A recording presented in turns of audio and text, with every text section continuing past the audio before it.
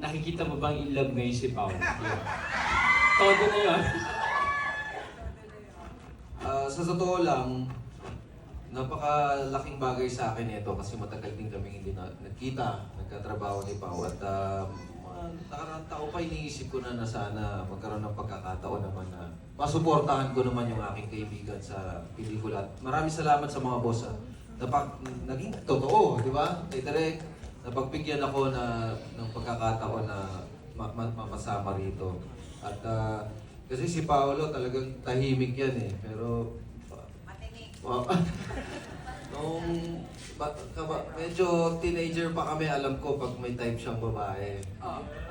Alam ko sa mata niya, sa tingin niya, sa galaw niya, pag nakakatabi niya yung babae. Pero hindi kita ibubuko, huwag ka mag-alala. Sa set naman, nag-i-enjoy kami kasi si Ate Wilma, siya yung taga-bantay. Siya yung, eto na, magkatabi na sila, yan na. Alayin na natin, guluhin na natin. Ate Wilma, ako na mo na kasi baka pag kami ng gulo, magalit sa amin. Pero pag ikaw, Ate Wilma, talagang magtatawanan lahat, cool lang kung lahat, mag-e-enjoy lahat. Hindi nyo alam kasi may insider ako dyan.